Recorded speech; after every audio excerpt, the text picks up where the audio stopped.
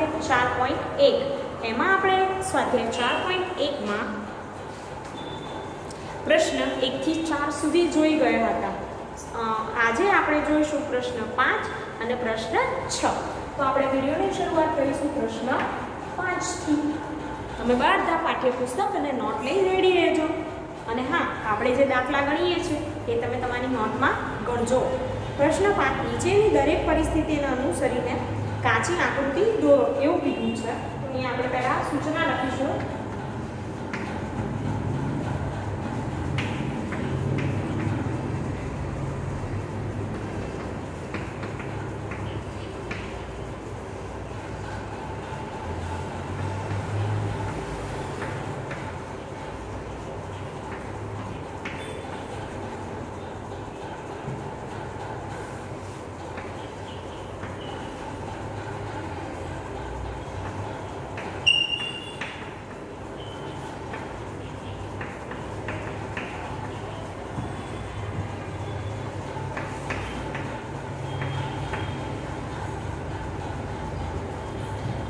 હવે એ કીધું છે બિંદુ P AB પર છે.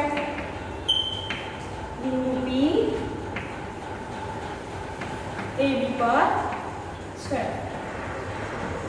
તો આપણે બિંદુ P, હવે આ શું છે? રેખાખંડ, બરાબર? તો આપણે દોરીશું રેખાખંડ AB. રેખાખંડ AB. હવે બિંદુ P એ AB પર છે તો આપણે બિંદુ P ગમે ત્યાં અહીંયા ગમે ત્યાં દર્શાવી શકીએ. તો આપણી આકૃતિ તૈયાર છે. આ રેખાખંડ શું છે? AB અને એના પર શું છે? બિંદુ P. આવી રીતે આકૃતિ દોરવાની, કાચી આકૃતિ કે ત્યારે. હવે બીજું જોઈશું XY રેખા અને રેખા PQ M બિંદુમાં છેદે છે એવું કીધું છે. XY રેખા અને PQ રેખા એ M બિંદુમાં છેદે છે એવું કીધું છે. M બિંદુમાં છેદે છે. હવે XY અને PQ એકબીજાને છેદતી રેખા છે. છેદતી રેખાની તમે વ્યાખ્યા યાદ કરો કે છેદતી રેખા એટલે શું? તો બંનેમાં એક બિંદુ સામાન્ય હોય. જે બે રેખાઓમાં એક બિંદુ સામાન્ય હોય એ રેખાને કહેવાય છેદતી રેખા. તો આપણે દોરીશું XY અને PQ. આ બંને એકબીજાને XY રેખા XY રેખા PQ બંને એકબીજાને છેદે છે. કયા બિંદુમાં? તો M બિંદુમાં. તો આ થઈ આપણી આકૃતિ.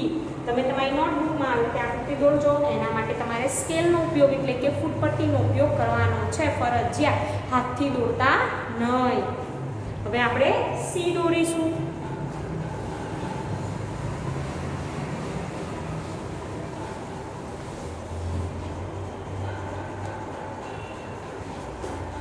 રેખા L પર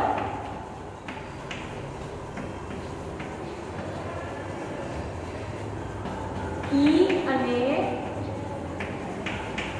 F બિંદુ છે.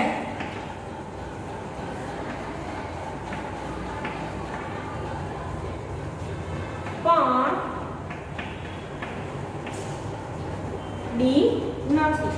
એવું કીધું છે કે E અને F બિંદુ છે પણ D નથી. તો વિદ્યાર્થી મિત્રો,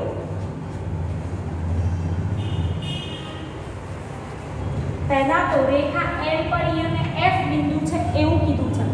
તો આપણે શું દોરીશું? રેખા E અને F. રેખા E અને F દોરી. સોરી, બોલવામાં મારે ભૂલ થઈ. આ છે રેખા L.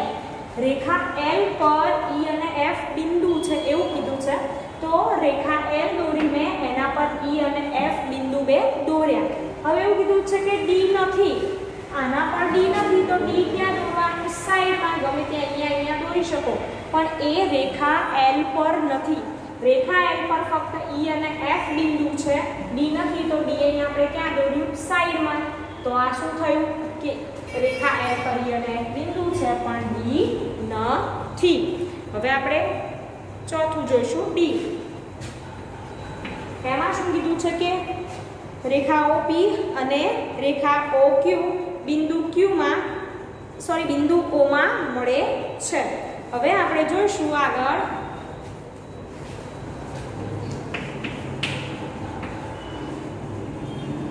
અને OQ બિંદુ O માં મળે છે એવું કીધું છે. OP અને OQ બિંદુઓમાં મળે છે.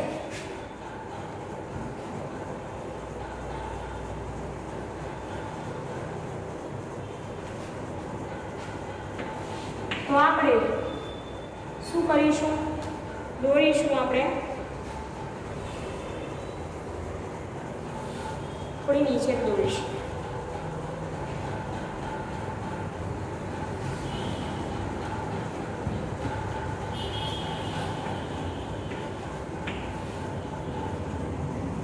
અહીંયા નામ આપીશ O, અહીંયા નામ આપીશ P. O અને P છે બરાબર. રેખા A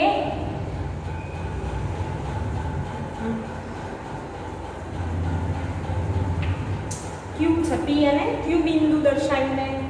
હવે A O બિંદુમાં મળે છે તો આ કયું બિંદુ થશે?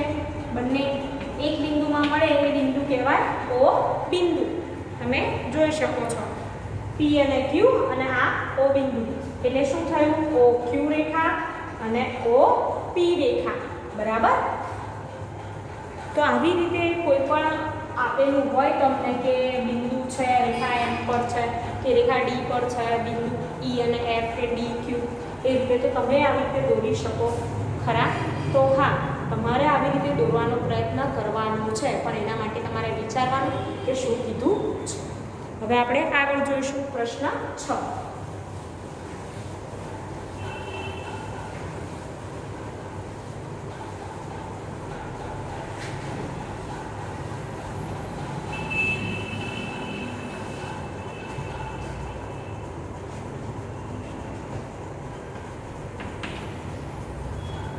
એમાં પ્રશ્ન 6 માં કીધું છે MN ની રેખા MN ની આકૃતિ દોરેલ છે.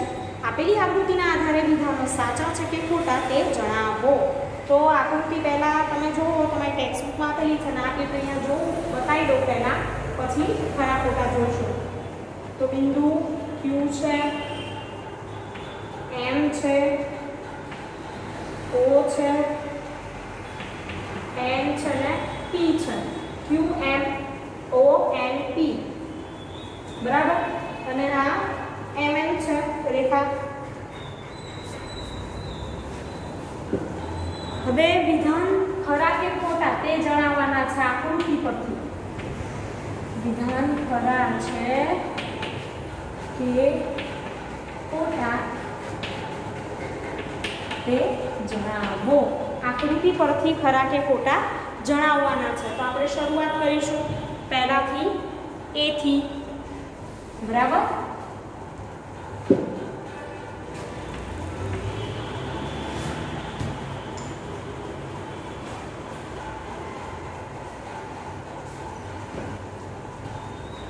એથી શરૂઆત કરીશું વિદ્યાર્થી મિત્રો આપણે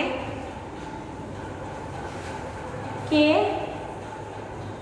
Q M N Q છે, M છે, O N અને P એ MN રેખા MN પર આવેલા છે. તો તમે તમારી ટેક્સ્ટબુકમાં જુઓ અને આકૃતિ હમણાં દોરાઈ હતી એમાં પણ તમે જોયું હશે કે Q M O N અને P એ રેખા M N પર આવેલા છે. એટલે વિધાન કેવું છે? ખરું, એટલે કે સાચું. વિધાન સાચું છે, ખરું છે. હવે બી જોઈશું આપણે બરાબર કે M O અને N MN રેખાખંડ પર આવેલા છે. તો તમે આકૃતિમાં જુઓ એમાં શું છે રેખાખંડ અને MON એ MN રેખાખંડ પર આવેલા છે. તો અહીંયા હું બતાવું તમને કેવી રીતે બનશે. MN અને વચ્ચે O. તો આ વિધાન કેવું છે સાચું ખરું છે. બરાબર.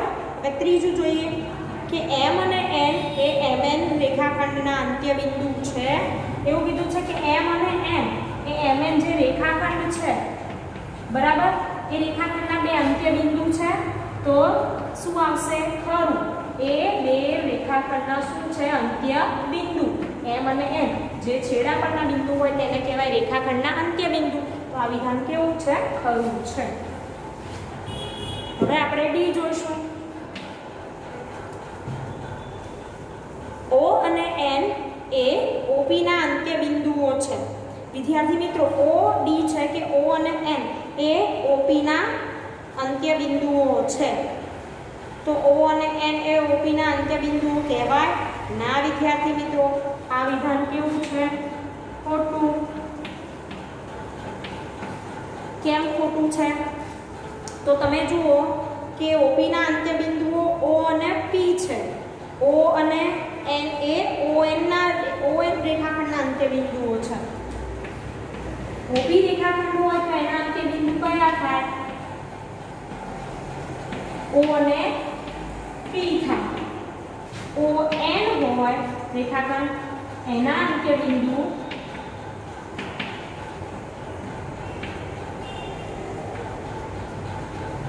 O અને N થાય.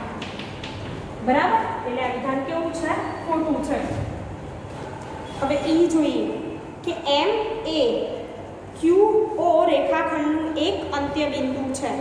અહીંયા એવું કીધું છે M એ O અને Q એ એનું અંત્ય બિંદુ છે.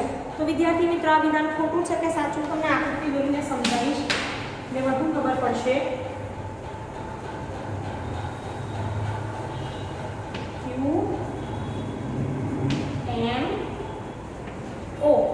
હવે એવું કીધું છે કે M એ O Q નું એક અંત્ય બિંદુ એટલે છેડા પર હોય. આ તો વચ્ચે એટલે અંત્ય બિંદુ કહેવાય નહીં રેખાખંડ. તો આ વિધાન કેવું છે ખોટું છે.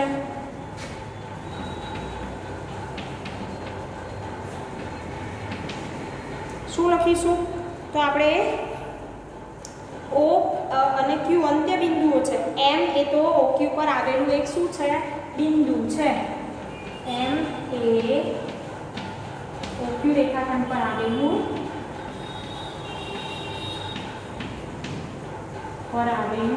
એક બિંદુ છે. બરાબર. OQ પર આવેલું એક બિંદુ છે. હવે આપણે આગળ જોઈશું અને એના અંત્ય બિંદુઓ શું થાય તો O અને Q થાય M ના થાય. M એ OP કિરણ પરનું બિંદુ છે. એવું કીધું છે કે M એ OP કિરણ પરનું એક બિંદુ છે. તો એ વિધાન QP કિરણ પરનું એક બિંદુ છે. તો વિદ્યાર્થી મિત્રો તમે આકૃતિમાં જુઓ કે M એ QP કિરણ પરનું એક બિંદુ છે. હા. તો એ વિધાન કેવું છે ખરું. વિધાન ખરું છે. હવે આપણે આગળ જોઈશું.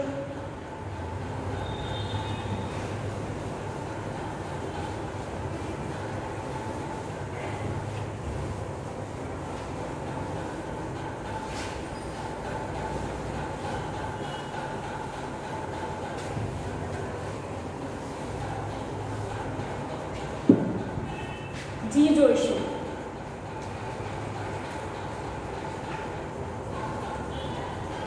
OP કિરણ અને QP કિરણ OP કિરણ એ QP કિરણથી ભિન્ન છે. OP કિરણની વાત કરી છે તમે આકૃતિમાં જોજો. OP કિરણ અને QP કિરણ થી ભિન્ન છે. તો કેમ તો એ વિધાન કેવું છે સાચું છે. કેમ કારણ કે ઉદ્ભવ બિંદુ બંનેના કેવા છે અલગ અલગ. ઉદ્ભવ બિંદુ બંનેના અલગ છે એટલા માટે એ શું છે સાચું છે વાક્ય. હવે આપણે જોઈએ એચ. એમાં કીધું છે ઓપી કિરણ અને ઓએમ કિરણ એ સમાન છે. ઓએમ જુઓ અને ઓપી જુઓ તો એ સમાન છે નથી, ખોટું છે. બંને કેવા છે વિરુદ્ધ કિરણો છે.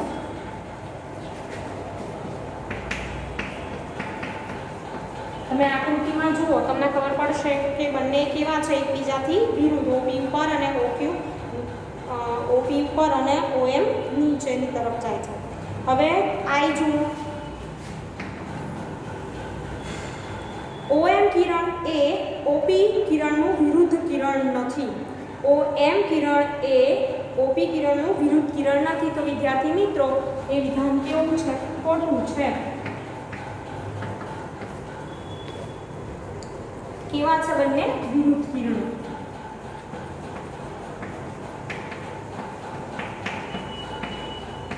બંને વિરુદ્ધ કિરણો છે. હવે આપણે આગળ જોઈશું કે O અને OP નું ઉદ્ભવ બિંદુ નથી. O એ OP નું ઉદ્ભવ બિંદુ નથી એવું કીધું છે. તો વિદ્યાર્થી મિત્રો આ વિધાન કેવું છે ખોટું. કેમ? કારણ કે O એ OP નું ઉદ્ભવ બિંદુ છે.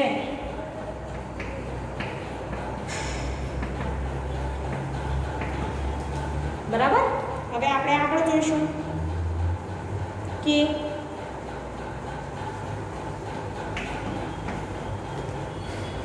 N એ NP કિરણ અને NM કિરણનું ઉદ્ભવ બિંદુ છે. તો એ વિધાન કેવું છે સાચું. વિધાન ખરું છે. N એ NP કિરણ અને NM કિરણનું ઉદ્ભવ બિંદુ છે વિદ્યાર્થી મિત્રો. એ બંને એ કેવું છે સાચું. તો તમે તમારી નોટબુકમાં આવી રીતે તમારે લખવાનું છે ખરા અને ખોટા. એવું પૂછાય કે કારણ આપી સમજાવો તમારે પાછળ કારણ પણ લખવાના વિધાનમાં. બરાબર. હવે હું તમને અહીંયા આપણું સ્વાધ્યાય 4.1 પૂર્ણ થાય છે. હું તમને વક્ર વિશે થોડું સમજાવીશ.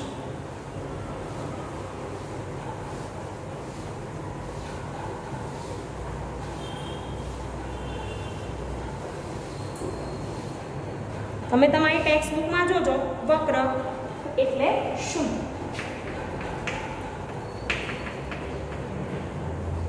તો તમે એવું કીધું છે ત્યાં આપ્યું છે કે તમે કાગળનો ક્યારેક ટુકડો લઈ જુદા જુદા આકાર બનાવ્યા છે. તમે તમારી ટેક્સ્ટ બુકમાં જોજો તમે બનાવેલા અને ચિત્રમાં દર્શાવેલા આકારોને શું કહેવાય છે વક્ર. આમ આકૃતિ આપેલી છે અલગ અલગ બરોબર છે. પછી છે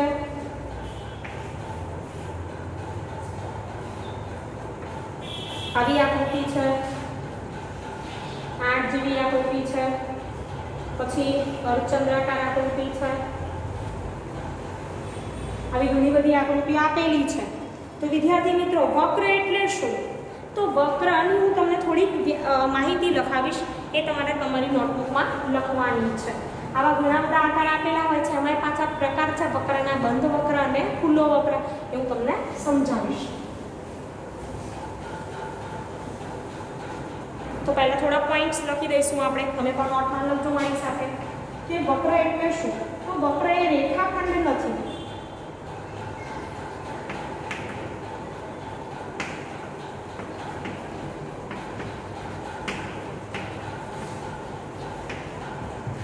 બીજો પોઈન્ટ, જે વક્રો સ્વયં ક્રોસ થતા ન હોય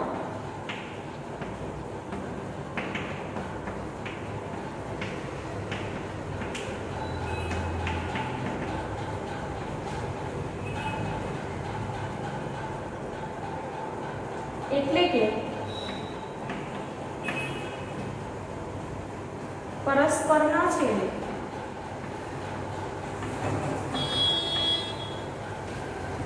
તો તે સાદો વક્ર કહેવાય. તો તે સાદો વક્ર કહેવાય. હવે સાદા વક્રના પ્રકાર. વક્રના પણ પ્રકાર છે.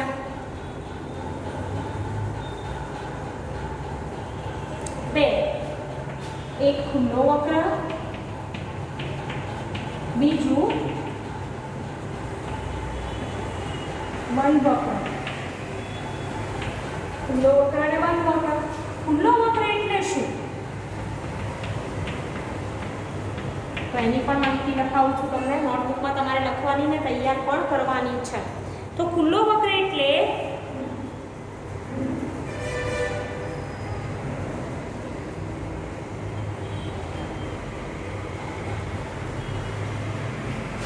જેના છેડાઓ એકબીજા સાથે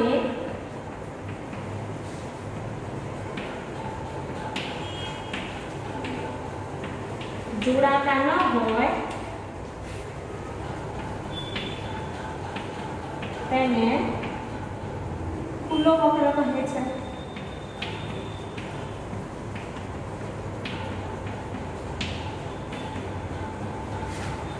હવે બંધ વક્ર, જેના છેડાઓ એકબીજા સાથે જોડાતા હોય.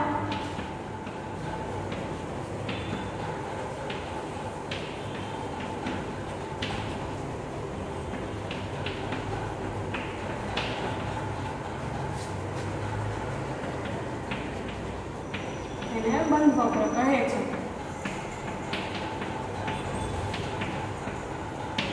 વિદ્યાર્થી મિત્રો, જેના છેડા એકબીજાથી ખુલ્લા હોય એટલે જોડાતા ના હોય ખુલ્લો વક્ર, અને જેના છેડા એકબીજા સાથે જોડાતા હોય એને કહેવાય બંધ વક્ર.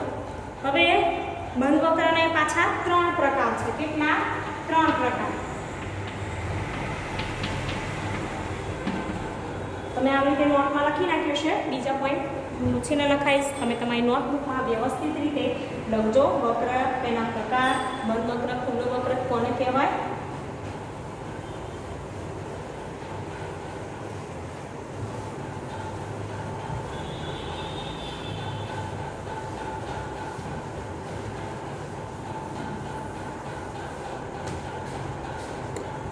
બંધ વક્રના 3 પ્રકાર છે.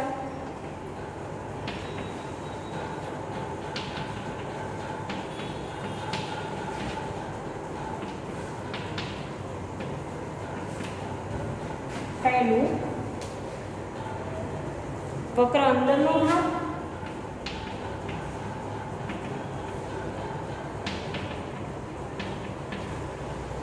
બીજું, વક્રની હદ. ત્રીજું, વક્રનો બહારનો ભાગ.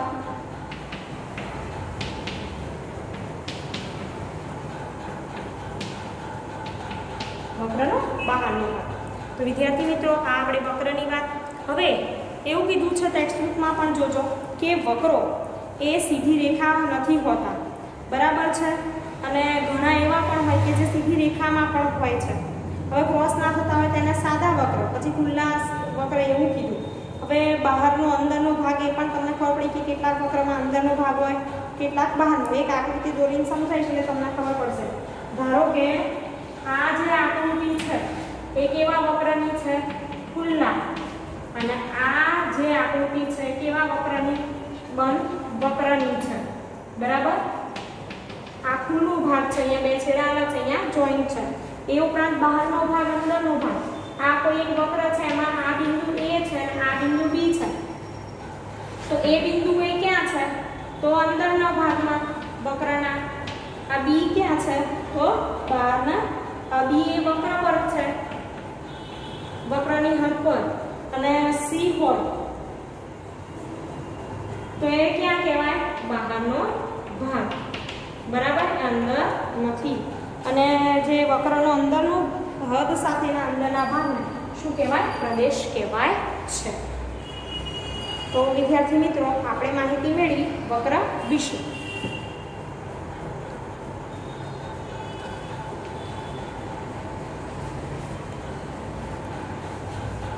તો તમે તમારી નોટબુકમાં વક્ર વિશે આવી રીતે માહિતી લખજો અને તૈયાર કરજો. Thank you.